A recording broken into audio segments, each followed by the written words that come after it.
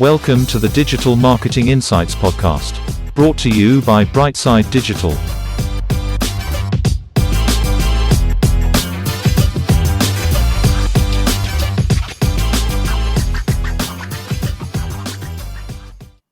Hi everyone, welcome to the show. I'm delighted to say we have Ian Matthews, a freelance HubSpot expert. Ian, how you doing? Hey, great, Tom. Thanks for having me. Yeah, you're very welcome. Ian, let's start the show by you telling our audience a little bit about yourself. So obviously my name is Ian. I worked at HubSpot for a number of years. I was on their support team, helping people with their issues, and moved into customer onboarding, worked in learning development, so worked in quite a few different departments there and got to learn a lot about the HubSpot software. So if you're not familiar with HubSpot software, it kind of helps with lots of different parts of your business. So you've got a marketing side, a sales side, a service side for working with customer support requests, and they have a new operations side as well. So I got to learn a whole ton about that software, and I'm now fortunate enough to be in a place where I'm taking what I learned while working there and just working with different clients and agencies and kind of helping them to set up the tools and learn about how they all work. Yeah, and I actually think you found a really good niche for yourself, even when I viewed your profile, Ian, around that there's a lot of work in HubSpot. There's a lot of companies that use HubSpot, and sometimes it's probably easier to approach someone like yourself rather than an agency or something different to that. My first question, I suppose, then is, can you first of all explain a little bit more about HubSpot for people that might not be familiar, maybe a little bit around its pricing, and then where your main strengths lie in HubSpot in general? Yeah, absolutely. So HubSpot's been around for a while now. It's over 10 years old. The company started in Boston originally. And it's really grown a lot, right? So initially it was a marketing software, and it was this idea that instead of having one tool for email marketing, one tool for your blog, one tool for hosting your website, etc., that you could bring everything in under this one hub, as it were. So as time went on, they started to bring in more and more tools and more features. So things like tracking your paid ads and all that good stuff into the marketing tool, but also expanded and kind of launched the sales side. So things like, how do I track my deals, right? If I'm working with somebody, how do I follow that along? So for people who use something like Salesforce, maybe they might be familiar with the terminology of like opportunities. So similarly, HubSpot uses deals. Also things like creating tasks for sales reps and cool tools like scheduling, right? So maybe people have heard of Calendly. They have like a similar feature in there, and it's really just bringing everything in. So from there, they moved on to having like the service tools, so like a ticketing system, a knowledge base, like some survey tools and all that good stuff there. And then the most recent one is kind of the operations hub, where you're looking more at like, how do I have my data infrastructure and all that stuff in the back end. So the tool has grown a whole ton since they launched it. In terms of pricing, I really like the way that HubSpot do it. So they have basically a free plan, which is super cool for anybody who's like starting a business or getting set up, right? Who obviously might not have a lot of budget for like tools and getting set up. You can do so much stuff on the free tools. Like you get access to like building landing pages and forms, and they just launched. You can have so the whole landing page side of thing is new, but you can have like sending out emails and actually tracking who your contacts are and all that good stuff. So anyone can start from free and then build your way up. They have different packages. They've got Starter, Pro, and Enterprise, and obviously people get much more tools and access as they go up through the pricing. But there's definitely something for everybody in all price points, which I really like. There is a big difference. You're looking at these enterprise companies that are going to be working with some of the bigger packages where they have enterprise, because you could be looking at like a few thousand a month for enterprise. But obviously there's a free version, and starter could be as little as like 20 quid a month or something to start out. Yeah. And it depends on what tools and stuff you're picking, whether it's emails or analytics and stuff along the way, that increases and decreases the pricing. Exactly, yeah. So you might say like, hey, we have a real need we need some really in-depth sales stuff, so we're going to get like the biggest sales package. But like for marketing, we just need like the free version or the smallest one, and you can kind of pick and choose what you need, which is pretty cool. And to talk about yourself using HubSpot, Ian, is there anything First of all, just tell us what you see as your biggest strengths and how you could assist a company in that might be using HubSpot. Yeah, definitely. I think that having worked there and having worked there for a number of years and seeing the product grow and change, that I really got a good understanding of the basis of what everything is built on, the foundation. So I think when you come in for somebody, if you purchase this tool and it's new, there's so many bells and whistles, like it's really hard to know where to start and, even to understand the very, very basics. But for me, I have that and I've kind of grown and learned with the tool as they've added on to it. So for someone who's like after purchasing this thing and it's super, you know, big and they don't know where to start. For me, I'd like to kind of break it down and look at what our goals are and say, okay, where should we start and what should we do? Like you don't have to do everything, right? It's a bit like learning a language. I say we don't need to know the past participle and all this stuff. We just need to know how to ask for a coffee when we get there at first, right? So we'll kind of break down and look at what people need. And then also, I guess, from the time working there, like understanding different ways that we can do things, right? So there's hundreds of different ways you can reach a goal, but for me, I always look at like the simplest option is the best option. So sometimes people might have like an automation that does all this crazy stuff, whereas I'm like, hey, we actually can just do this with like one much more simple automation, and let's break it down and make things easier for you and your team. Yeah, really well said. And kind of looking a little bit more into that, is there anything that you use softwares wise to support in your work that maybe plugs into HubSpot or you use to help out? Yeah, absolutely. One of my favorite tools, I have to say, is Zapier.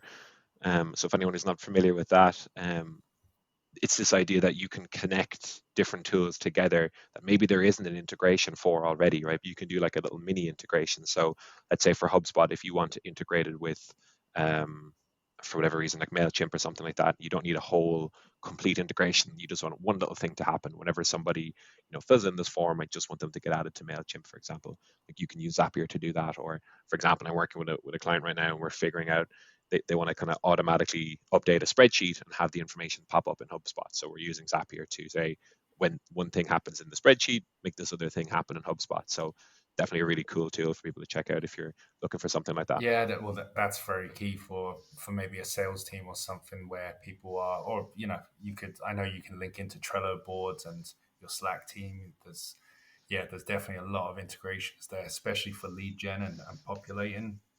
Um, Yeah. And to touch a little bit more on that, is there anything you mentioned candidly for kind of booking appointments, which could be Mhm. something small businesses, your kind of hairdressers or your kind of local shops that might require a kind of automated um, process? Could you talk a Mhm. little bit about how HubSpot could do this economically, and then maybe logging into some of these platforms and kind of automate or digitalizing their system, I suppose. Yeah, totally. I think if you think a little bit about any point in your business where you're doing something manually, or one of my pet hates is when there's like a process in place at a company that is really servicing no one, and it's there because we've just always done it that way. And if somebody comes in from the outside, straight away they can see like this is not like optimum, right? They have somebody who's manually copying something from a spreadsheet and building a report or whatever.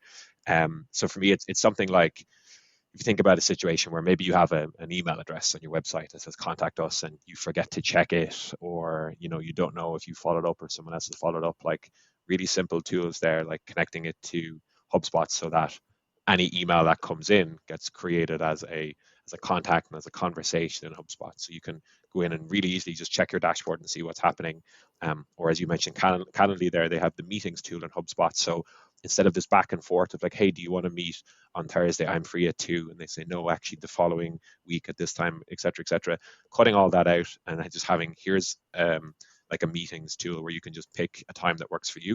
Like people have that on their website directly, right? For booking demos and all that good stuff as well, which is really cool.